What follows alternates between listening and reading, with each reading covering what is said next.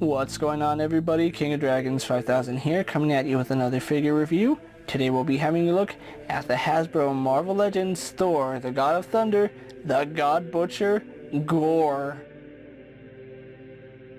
And so here we have Gorr, the God Butcher, posed and out of the packaging. Before we take a look at the figure, let's actually run through his accessories. Gorr does come with two different head sculpts. We do get the hooded neutral head, which he has on him right now. Then we get an unhooded expressive head, which looks really good as well.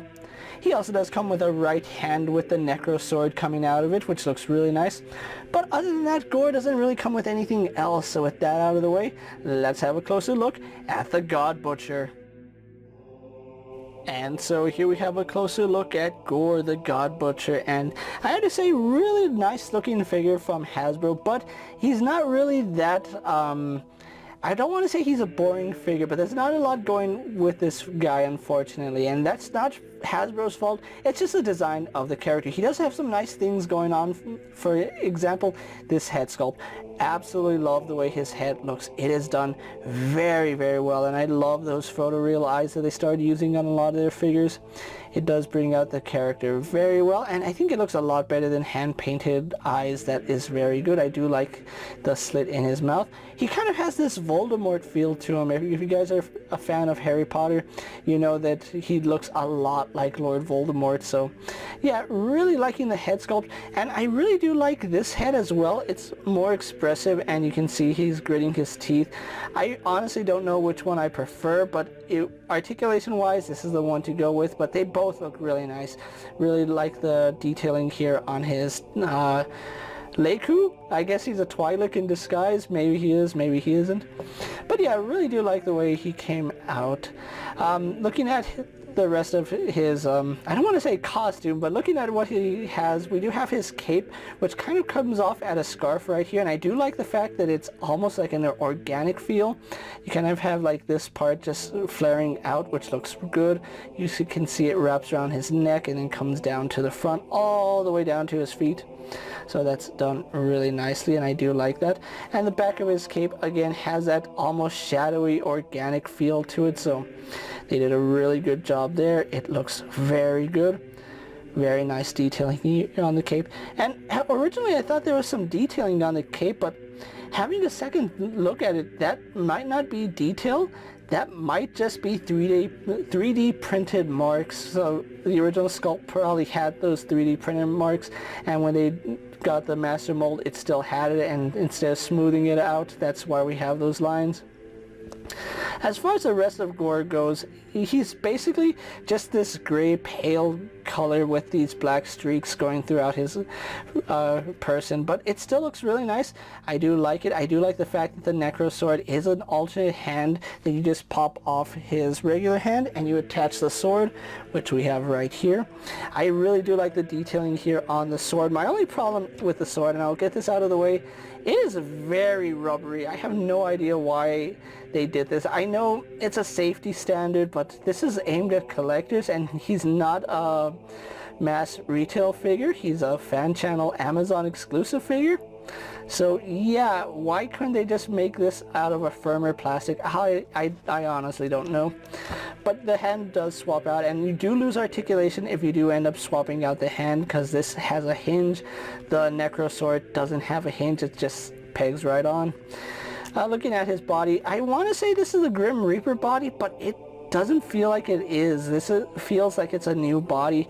I don't know where we've seen it before, because it is using pins, so it's not brand new, but it is new in the sense that I haven't seen this torso, or if I have, I just don't remember which figure I saw it on. Going down to his legs, where he continues to have these black streaks going into his body. Then we go on to his almost ape-like feet, and yeah, they are almost ape-like because he has the toes and then he has a thumb right here. It's done really nicely, and I do like the way he came out. But overall, Gorr here is a very nice looking character. He looks just like the source material. It's not the most exciting design, but it does stand out, especially when you have him posed with all the other villains. So with that out of the way, guys, let's actually get Gorr the God Butcher compared to other figures you may have in your collection. Here we have Gorr posed next to a Marvel Legends Cyclops and a DC Multiverse Superman. Here we have Gorr posed next to a WWE Elite Scale figure in a Mezco 1/12 Collective Popeye the Sailor Man. And for one final comparison, here we do have Gorr the God Butcher posed next to a Lightning Collection White Range in a Star Wars Black Series Mandalorian.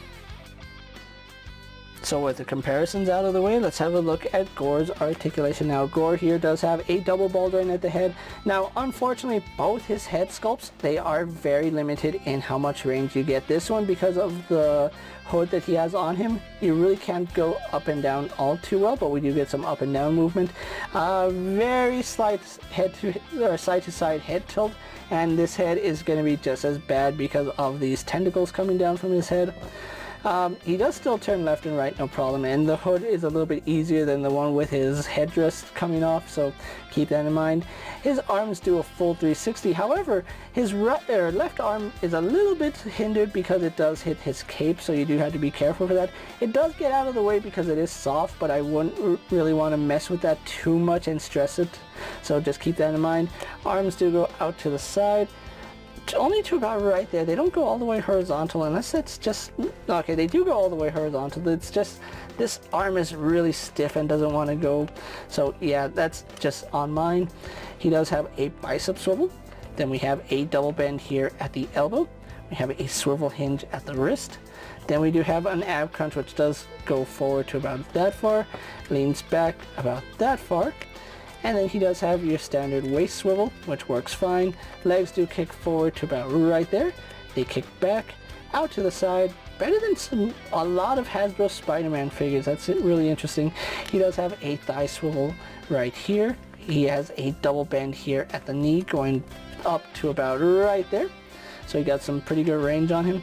Swivel here at the calf. We do have a hinge in the ankle going back and forward, and then forward facing pin for rocker ankle. So overall, Gorr has some pretty decent articulation. So with that out of the way, let's get him posed for my final thoughts, and then we'll wrap up this review.